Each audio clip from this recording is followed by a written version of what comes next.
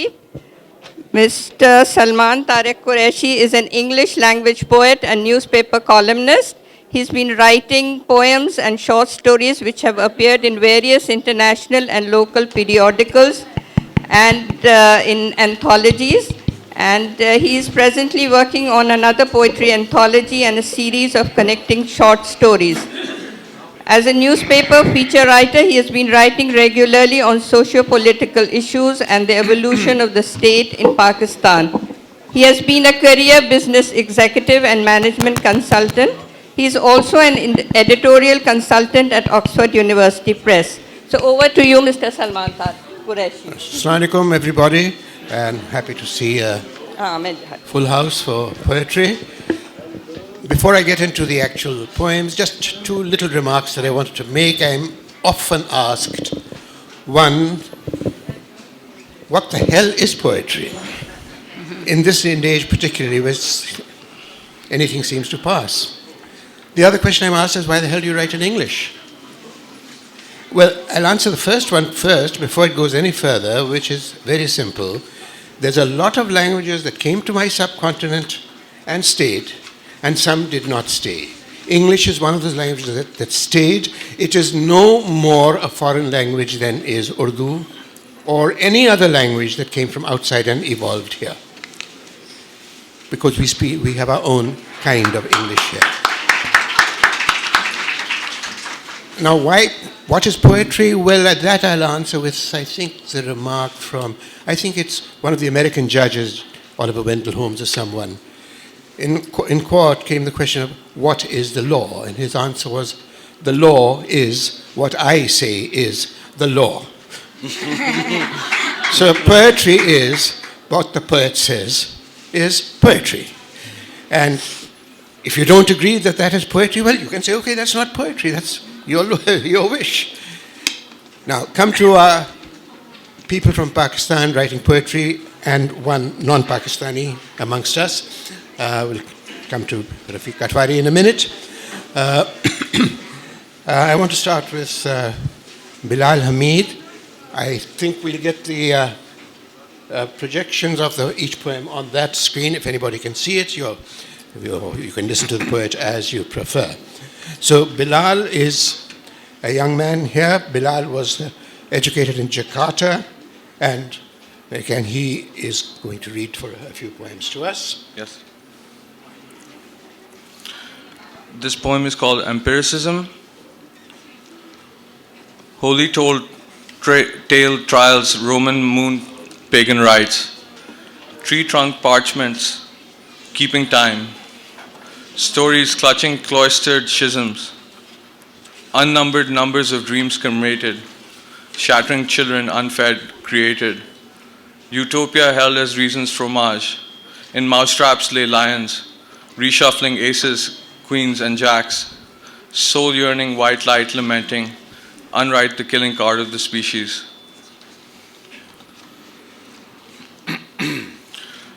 The second poem which I'm going to read is called Whirlpools Ashore. Talk circles, walk whirlpools, watch ripples, moving mirrors, unbroken light. The water cup broken, tears streaming, staring into sunfire, awakened mountains of hope. Sired petitions of the word unsayable, immortal winds, one breath breathes, wishes none. Fear's voices quieter, rising reticence required, choice chosen transpired, transfixed the mixed, sinking stars, toys of time. Moon-gazing astrophysics, stargaze street signs, wise voices of sound shapes, devotion of mind. Watchmen with whiskers risk banknotes, paper guillotines, foreknown fortunes foretold, lures love recollections. Synthesized seizures eclipse the kiss, epileptic diversions, sinewy, hidden cause of clause pause, sentence invented, relented, inflected, prevented, words meant it. Powerless is true power, silent in space, eastern or western, blindness is reflection. West and east, looking into our eyes, universe of broken mirrors, a story. Tender night, sparkling eyes bejeweled with numbers. Powerless is true power, west and east looking in our eyes. Tender night, sparkling eyes bejeweled with numbers. Rays shine, logic reductionists, marching tin soldiers, always alone, a grain of sands. Time a frame, trembling the hand. Sweet breath, wind, moon, madness, misery ran away too soon, too quizzically. Fine within the fire, fuel. Life's footprints guised in a moment, drowned in lingering. Eyes felt a remote lighthouse beneath them, dark, deep, light twinkling.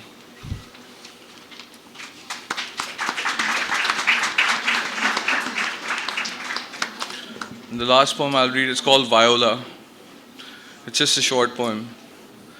There's a broken word, the shadow's silence, a falling hour, a breathing violin, a folded dagger sounding nihilism, warning wound, morning's hue, dew, windows violence, reality central, cataclysmic pencil, asleep countries of mendicants or merchants, finite entrenchment, failing inventions, mirrors glimpsed to see the real reflected, feet shuffling in the house of cards, jacks wild and stakes sought of sighing economic hope, walking down the line on palms in our minds, starry reflected times, reality perfect in each eternal moment.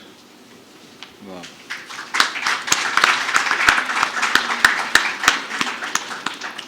Okay, I want to read something by someone who is not here right now, who is not with us in any case.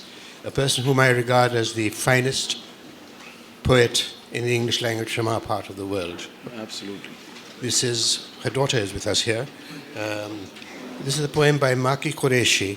Now, Maki has written a number of very remarkable poems, and one of her, well, mostly when people talk about Maki's poems, they talk about kittens or they talk about kite, so on. But I want to read this shorter poem, which I think has a crispness and economy to it, which is incredible.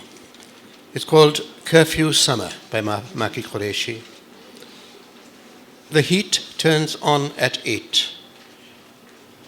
By now, most plants have dried to a rasping brown, and the grass burns to its roots.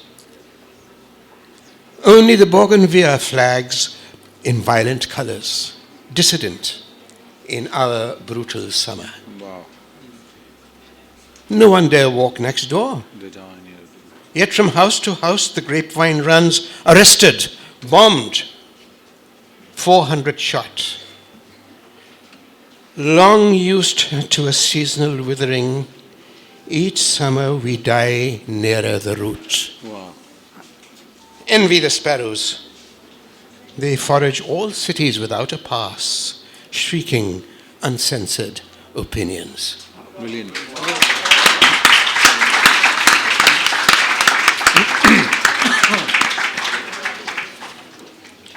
I'll now ask Farida Fazullah to read her poems.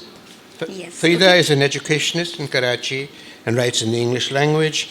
She is on the faculty of English Literature at the Aga Khan University, and she used to be professor of English at Abdullah Government College for Women. And she has co-authored textbooks, and her poems have appeared in the one of the Oxford anthologies, in the Oxford Anthology. We used to have a group called Mixed Voices. Many of us used to meet and recite poetry from time to time. Farida used to be a member of that group, and I'm going to ask her to recite her poems now. Yeah. Thank you, Salman. Okay. The first, can you everybody hear me? Yeah, okay. The first poem I'm going to read is called Congratulations, Mr. Mozam. Congratulations, Mr. Mozam. You are now the head of your department. 20 years, your well-wishers say, is time enough to deserve such an embellishment. Though your rivals think attendance is a more valid criterion. And runners-up, presence in the classroom, interest in students. There are those who are happy, whose compliments are hearty. They can now lash who they wish and let the whip appear to be in your hands. They say, Sir, henceforth, with your gracious hands, all programs shall be inaugurated. The tree you have planted we pray may flourish, and together we all may reap the fruit. A way of saying, brother, you may keep the twigs and leaves, one inwardly comments.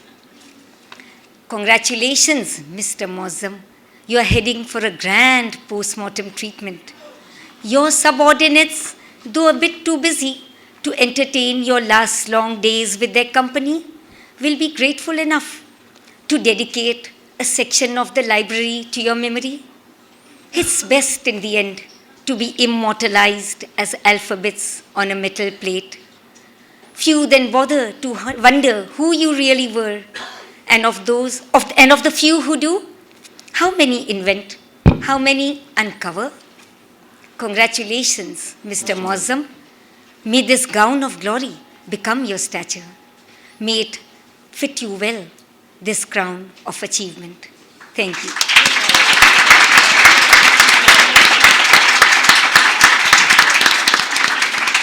Thank you.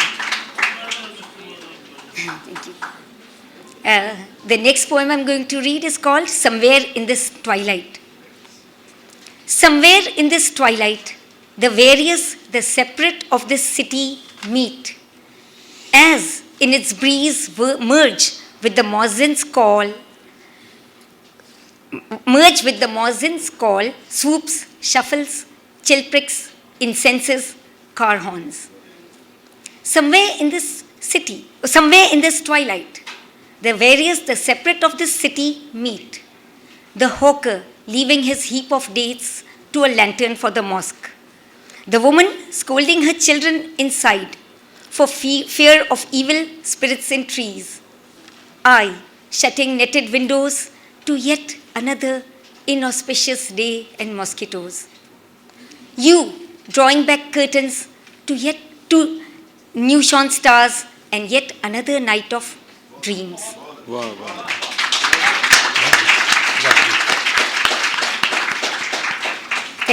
Somewhere in this twilight meet a jeering proposition. Can he break what he cannot make? And if not, what of the mightiest? A daring conviction. To that ultimate, all icons fall. Allah the greatest. Somewhere in this twilight, two absolutes as the antitheses of time meet and retreat and concede one more rotation to peace. Thank you. Do we have time for more? Yes, yes, yes. Yeah, sure. Okay. Just hold on, please. The next poem is The City You Have Left. Yes. Are not signs relative to time of perception? Wow. I once saw these waves as symbols of hope, how they ebb together, force and strike again.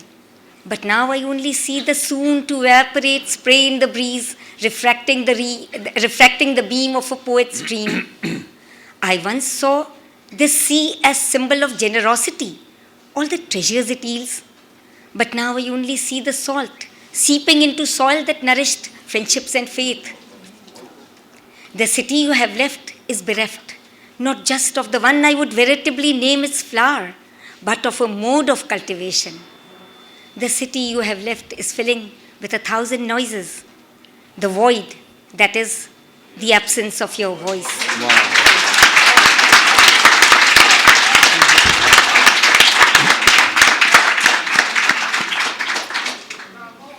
Thank you. Finally, a longer poem, and it's the... Pied Piper, yeah. Sorry? The Pied Piper? Yeah, do we have time? Are you sure? Yes, yes, yes, Okay, please do it. the Pied Piper, because we have limited time, all of us poets, so... Okay, the Pied Piper, I have used the story probably as an allegory of our city, so... You think the piper did not know they would not pay for freedom from the rats they feared would ultimately seize their babes? Why didn't he demand an advance? Was it simple grant of convenience? Or experiment in confidence that honor is despite greed? Why did they go back on their word? Was it blatant display of deceit? Or time-old tendency of finding prices higher when paid after rather than before the satisfaction of a need? Remember how their students saw their children leave without the flicker of an eye. They did not dare let out a cry. What froze their vocal cords?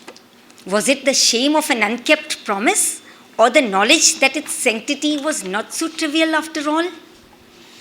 Questions for posterity. You who write this epitaph to the city that sold her innocence, who could you be? Perhaps the pipers at the half, perhaps the mayor's penitence, perhaps the child who limped behind and cursed the foot that saved his life. Thank you.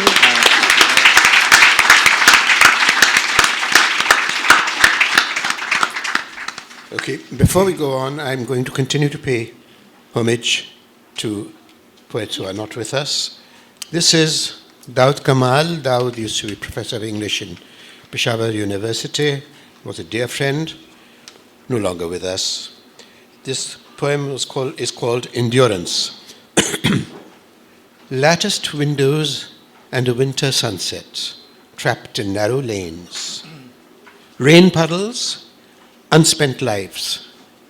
Don't wait. What you're waiting for will never come. A young woman walks past, blue shawl, gold bracelets, eyes brighter than the pulsing stars.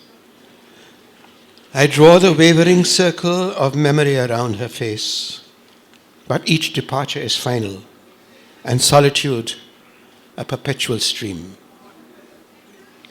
Time now to measure your losses, all those bridges that went up in flames. This is ice, black ice, it will not melt, nor will the night erase itself for you.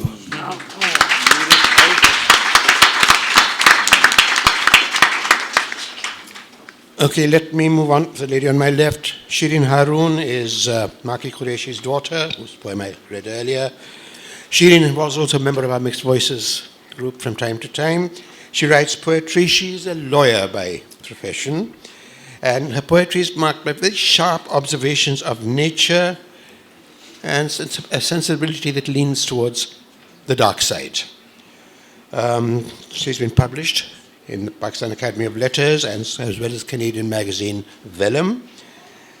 And well, she teaches English, and she lives with her husband, who is a lawyer, who is also here. I'm going to ask Shirin to read us a few of her poems now. Three of her poems we have on the screen, available on the screen. The fourth one, I think she's just written 2 days ago, so I didn't have it before. Please go ahead, Shirin. This one is called Night at Kemari. Speak into the mic.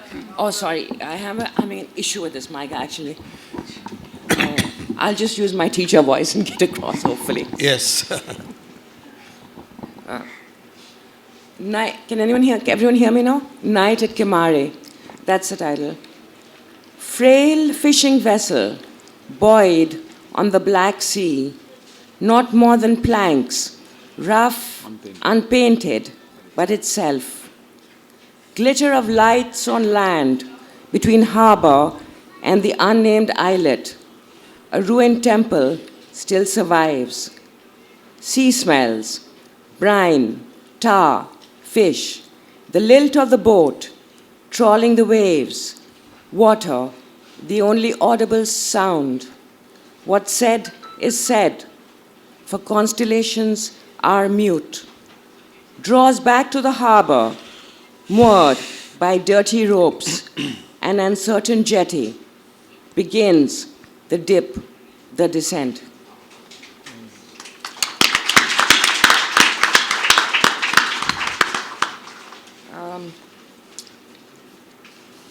This one is a slightly longer poem called Page Bird.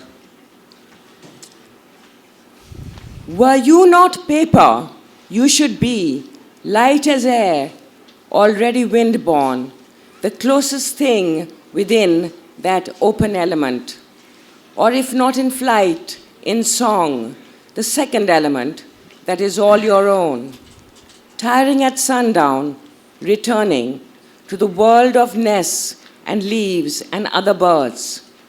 But you would not be here.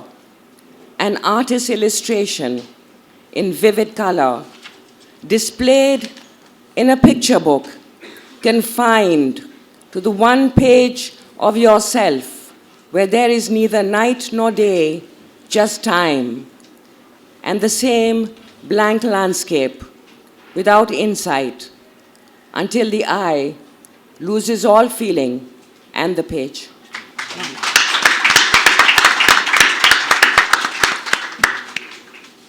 I'm sorry to be gloomy, but this one's...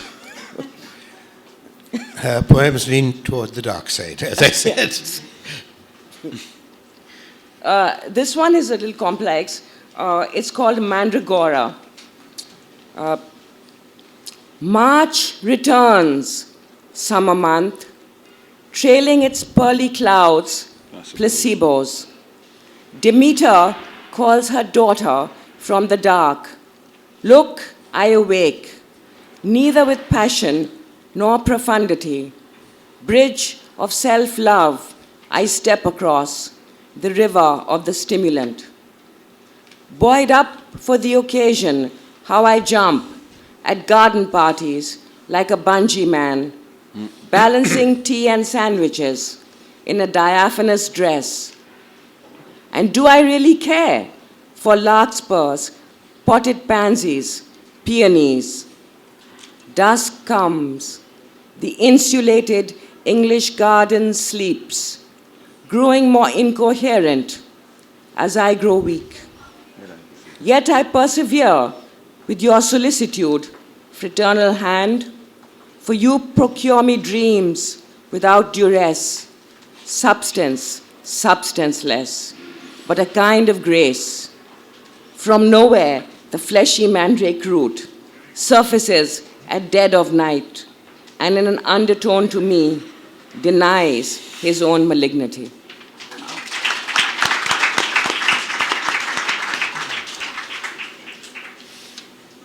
This is the one written 2 days ago. This one is not on the board. It's just, I finished it very recently.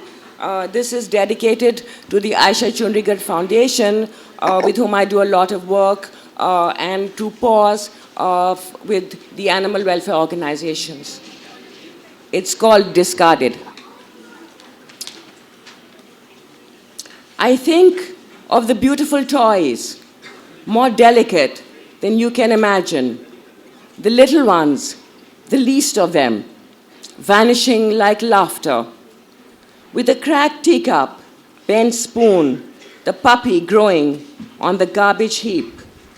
As twilight pales in the bat, trapped on the construction site.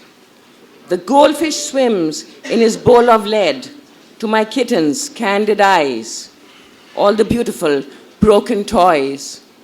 Or the paraplegic dog on the road, by his own helplessness made bold, assisted to the side, turns and licks my hand before he dies.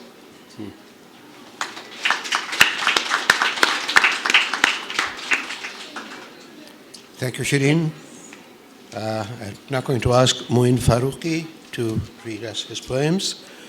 Muin is a man of an artist of two different talents. He is an artist on canvas and an artist on paper with his poems. He's a painter and a poet. As a painter, he's been highly successful. We poets enjoy less worldly success. He is exhibited in a number of countries, both in Pakistan, in Canada, in Italy, the UK. His poems have been published in a number of places. Also, we can talk about literary journals here in Pakistan and overseas. In Poetry from Pakistan, the anthology in Dragonfly in the Sun, and The Poetry of Men's Lives is a book published in the US. They've also appeared in Verse, Orbis, The Rialto, and Rattle. Verse, Orbis, and The Rialto in the UK, The Rattle in the US, Ciphers in Ireland, and in Vellum, which is a Canadian publication. So, published in a number of places, and paintings, well known, I think, generally. Hand over to Muin. Thank you, Salman. Can everybody hear me? The first poem is called Untitled Landscape. This is complete, the terrain unbound, bright in moon's phosphor, measuring each shadow passing under trees. A bush, imprecise, speeds down the road, only the hill stationary, sliding slowly, sliding into land. Words to float upon, the love of air, which is a bird, and its thought minute in the desert. A branch waves and the dark ascends, a bare line glowing at earth's end. The hulk of a building in the desert's nowhere middle stands like one word speaking about our thirst. The sound of a raindrop from a loosened sky, ink and deep, starlight rich and wordy, recomposing in the mind.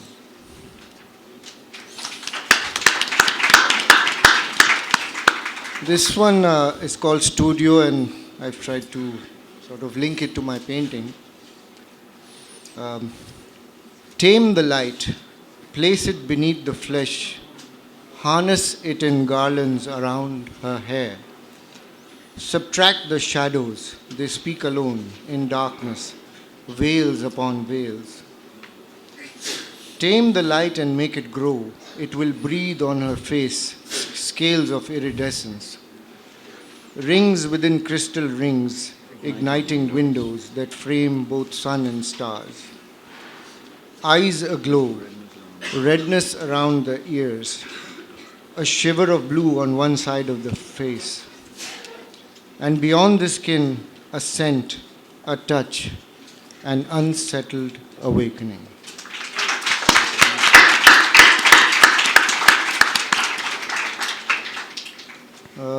This third one is called Caesura.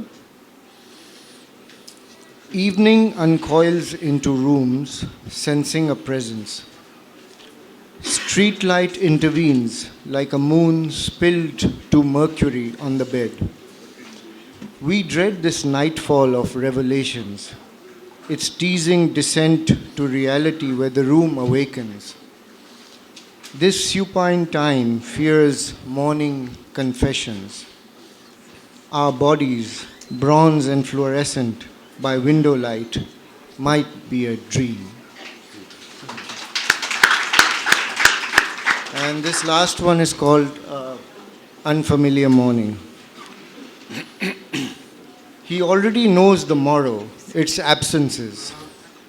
He awakes feeling sun, the wind reaching out to him from windows open as always to circulating sounds. Jars on the shelf, books, a seashell, somehow more inert, their blues and yellows, the earthen smells jaded. From his door he can see the veranda, its patchwork of tiles leading to the garden, the greenness of it, its water and blue light spilling moistness into rooms. Even the walls feel different, as if the hands that felt them have left.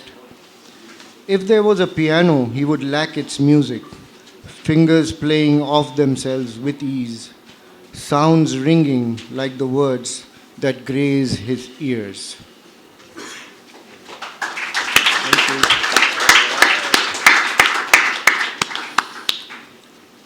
Since I have been reading poems by others, there's one I want to read right now by the person whom, with no disrespect intended to anybody else on this platform with me, the person whom I regard as the finest poet writing in English in Pakistan today.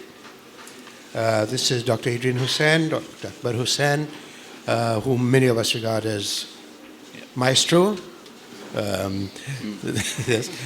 Adrian used to, of course, run the Mixed Voices sessions that we used to do many years ago, which were rather good. Now, this is he's been published numerous places. He holds a doctorate in English literature from East Anglia University. Now, the one I want to read is something he's written very recently. He's not in Karachi at the moment. He's outside Karachi, so he could not join us here. This is one that he wrote that he wrote very recently and sent to me, and I hope I have his permission to read it. But I've not sought it, so I hope I have it. It's called Birthday Party. I need to mention that Adrian has been nursing his aged and very ill mother for a number of years now, and this refers to that. Have we got it up? No, not yet. No. Adrian Hussain. No, that's not Adrian. Anyway, let me read it out. Speech slurred, sometimes intelligible, often gibberish. You may understand, and the nurses claim to, but we don't. Aware it is a game we play, we address you in your own pidgin.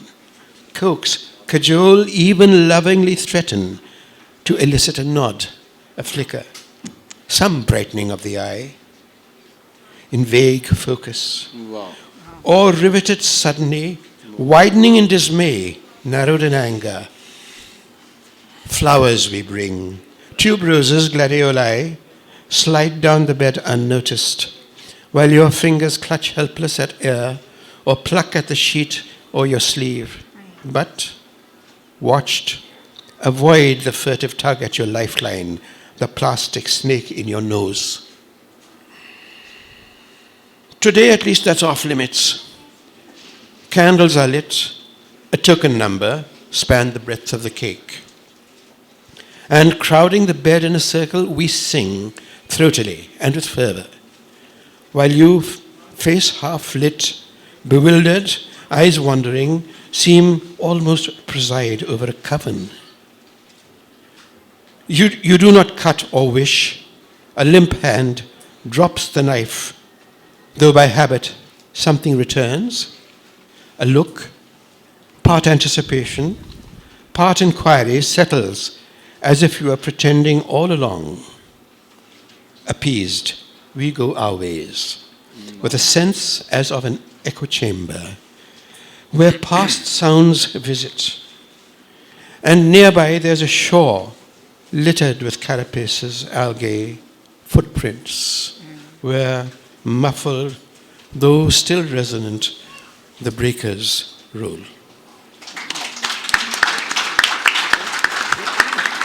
It's a superb short poem.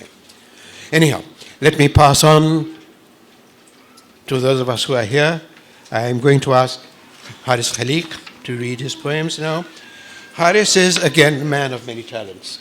He writes in English, Urdu, and even Punjabi. And he is, of course, a commentator, and you've often seen him on television, I think, commenting on political affairs and literary matters. So I'm going to ask Haris now to read his poems. Thank you. Thank you very much. I'm going to read 4 short poems. And 3 are unpublished, and this one is about Karachi, the first one, and then 3 other poems. We, the fisher folk of Baba Island, our mothers cry, their heads on knees, making salt in their eyes to fill the seas. Fathers, untamed, when brandishing oars, pensive, they walk gently on the shores. The sea reveres us, the land betrays, brings dark nights, even darker days. We float, we sail, we fish, we feed. Our limbs have fins, our hair is weed.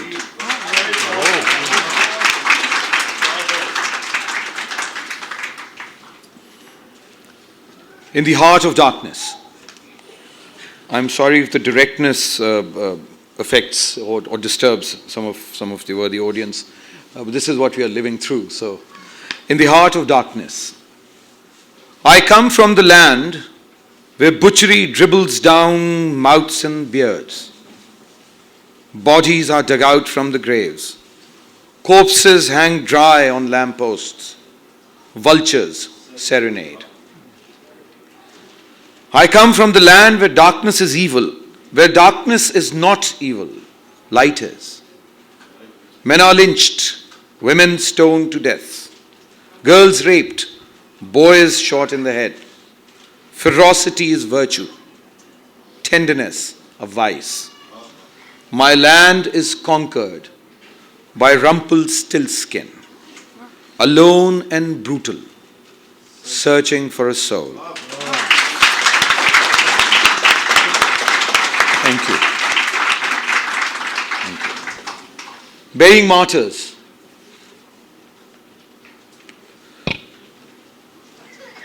We are turned into a funeral procession. All 180 million of us. We carry 100,000 bodies on our shoulders. We are told they are martyrs. And martyrs are light. Light like rose petals. But the ones we carry are heavy. They have metal inside. Bullets, shrapnel, pellets, nails. Tips of swords and daggers broken into their flesh. The bodies will dissolve in the mud once buried. But the metal will keep the earth hard under our feet for long.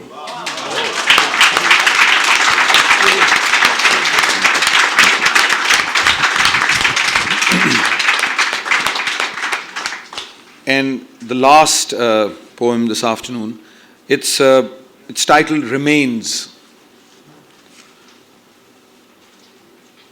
After the massacre, the night has fallen, moonless and dry. Let us collect the scattered body parts. It's easier, less painful, in the darkness of the sky. An arm cannot be made out from a leg. An arm cannot be made out from a leg, fingers from toes, a child's torso from a big man's thigh. But what about the head? A head is a head, whether living or dead. Thank you. Thank you. Thank you. Thank you, Harris. Thank you, Harris.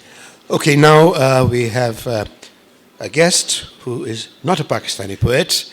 Rafiq Atwari was born in Srinagar, Kashmir, and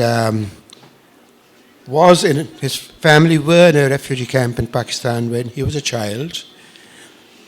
But he has lived for many years in the United States. He's educated in New York, and they live in New York. He has lived in New York. At present, he lives in Ireland, which is his choice. And he has recently published a work called In Another Country, which was relaunched, I should say, day before yesterday here at KLF. And if you want to get it, you can get it, and he will sign it for you also. I'm going to ask Rafiq to read a poem. Thank you, Salman. There are only a few copies left over at Liberty, but if you need more, I can go into my room and get them. I'm going to read a ghazal in English that maintains the traditional ghazal meter, the radif, the kafiya, the matla, the makta. My childhood friend and fellow poet from Kashmir, Agha Shahid Ali, who died young and whom the gods love die young, he was instrumental in teaching many contemporary American poets how to write the ghazal properly. And they still don't get the use of the kafiya. Everyone can write a radif. So what I'm going to do is, just as you do with a proper Urdu ghazal, I'm going to reread the first line of each couplet. It's called In Another Country, which is the title of my book. Brown Pundit on Twitter, so if you give me a follow, I'll give you a follow back. In another country, for Agha Shahid Ali. In Kashmir, half asleep, mother listens to the rain. In Kashmir, half asleep, mother listens to the rain. In Manhattan, I feel her presence in the rain.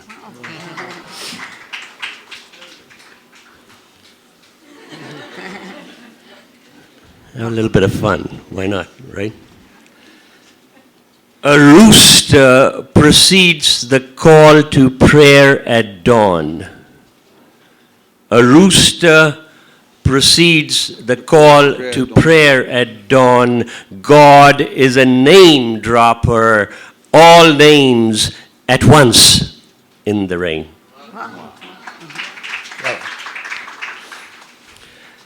Forsythia's shrivel in a glass vase on her nightstand.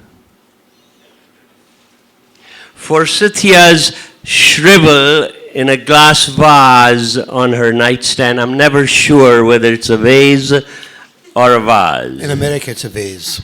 It depends on how expensive your education is.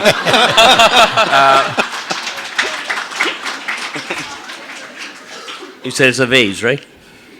Forsythia's shrivel in a glass vase on her nightstand, on my windowsills, wilted petals, a petulance in the rain. She must wonder when I will put on the kettle. She must wonder when I will put on the kettle, butter the crumpets, observe silence in the rain. She veils her hair. She veils her hair, offers a prayer across the oceans. Water on my hands becomes a reverence in the rain. At Jewel House in Srinagar, Jewel House is a property that I inherited from my grandfather. At Jewel House in Srinagar, mother reshapes my ghazal. At Jewel House in Srinagar, mother reshapes my ghazal. No enchantments, she says, as I romance the rain.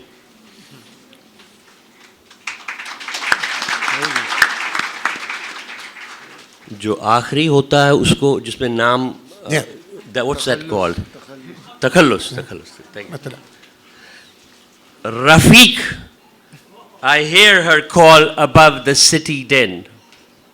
Rafiq, I hear her call above the city din. The kettle whistles, mothers sent in the rain. A rooster precedes the call to prayer at dawn. A rooster precedes the call to prayer at dawn. God is a name dropper, all names at once in the rain.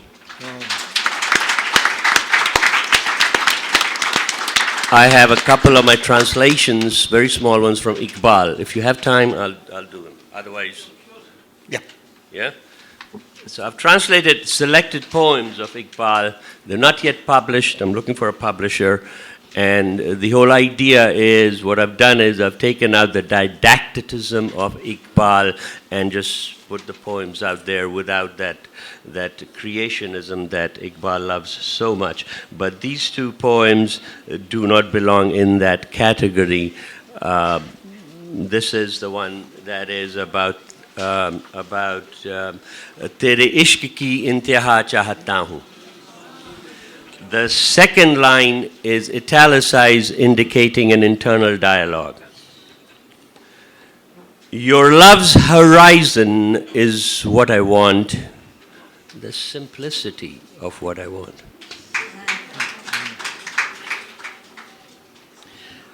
Tease me with a glance, test my patience. That's what I want.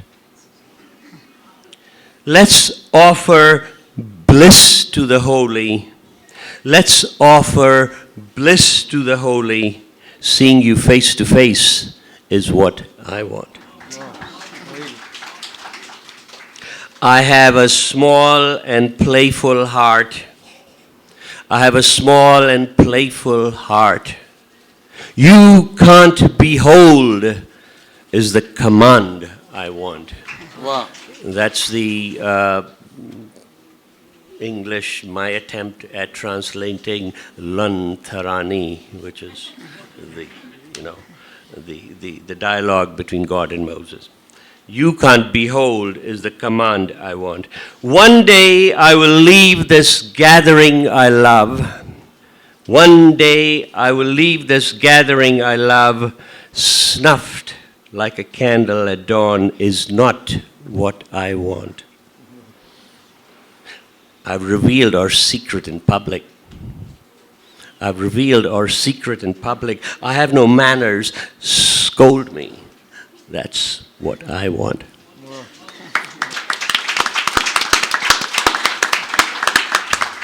Here's a very short one, and the last one, called Do Sitare. Very short one. I kept to the... So 2 stars. Yeah. As 2 stars approached each other, one said, if we could only stay, only could stop whirling, if the sky were kinder, we'd shine together. Wow. But this desire of 2 bears longing in itself. Stars are fated to revolve in orbits ordained. Together is a dream, separation, the law. Wow. Thank you. Thank you. Thank you, Rafiq. One advantage to being the moderator, I can be the last person to read my own stuff. Okay, I have a couple, but I'm only going to read one because I think there's not enough time for more than that. And my stuff tends to be a little on the long side. This is a poem called Pinnacle. Most of my friends have not read this one. Near the top, where a stone lip curls out, your boots dangle above the cloud bank as you drag yourself up and over. Gaining to the alpine grasses, the high balsam, you trudge up the last few breathless paces. The sun finally emerges above the clouds. Below your pinnacle is an unbroken floor of vapor, polished to alabaster in the morning light. In another range of mountains, you once stood on a ledge where a waterfall poured down the cliff face. An outward thrusting finger of rock divided the white sheet. At the very edge was rooted a single pine tree, suspended over the roiling chaos below. But now, here, there is no thunder of waters, no swirling of images, thoughts, only the sound of your own plodding footsteps approaching the last boulder. No answers, no great truths, the night fire chatterings of your simian species, only stillness. On your tiny sky island, you hear the winds whipping the distant peaks of the high ranges, whose great white shoulders serrate the cloud horizon. If you call, those crags will return no acknowledging echo. Directly above you in the sky, nothing intervenes. Directly above you is the sky, nothing intervenes. In the ice-sharp light, your shadow stretched titanic by slant rays, lies across the cloud surface, pointing back to your tiny form on this island peak. you turned to face the far ranges.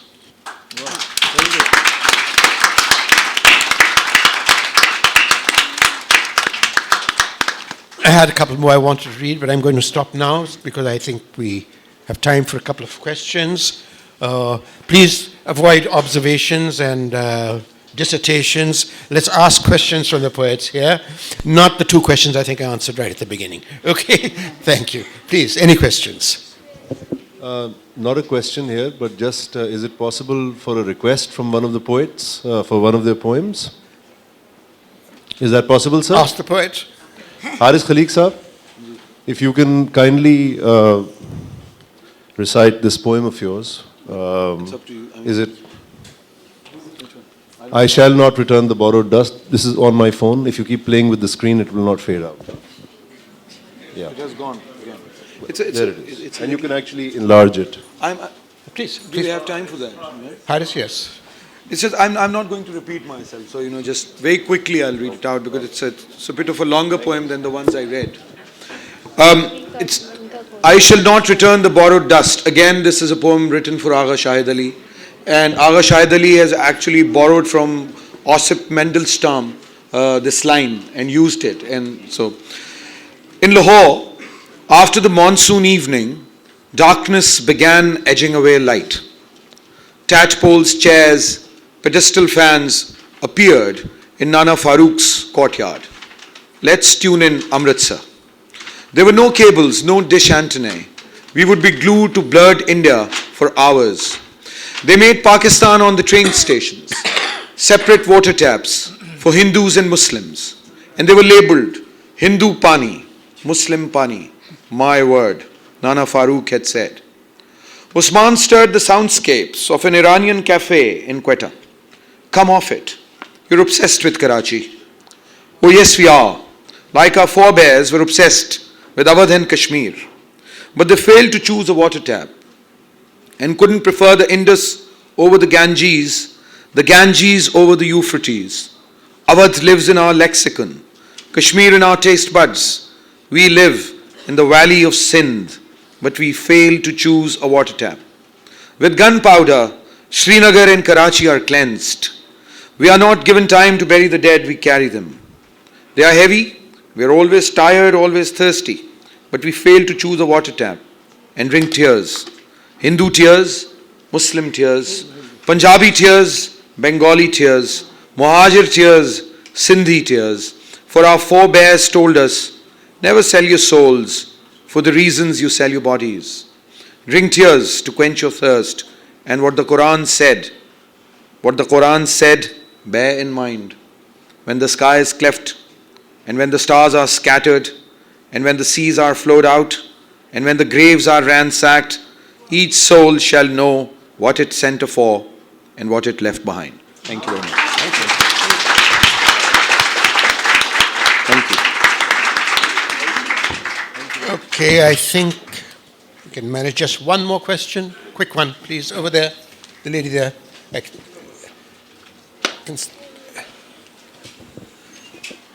I wish to ask poets here what advice they have for young poets in English in Pakistan in terms of publishing, if they have any advice, given their experience. Publishing within Pakistan, very little, very few options, very limited options. Publishing outside Pakistan, the world is wide open, but it's hard to get in there. As simple as that. But yes, the net is there for everybody. That is wide open. And of course, we do occasionally meet and talk to each other in verse, or we used to. We need to do it again. And anybody who want to come in is welcome anytime. My website, it's not website, my email address is salmanqureshi242@gmail.com. So if anybody wants to send a poem, and then we can get together and read it anytime. Okay, I think we're out of time now. So thank you, everyone. Thank you for having. Thank you. I hope we were able to give you a good session. Thank you. Thank you for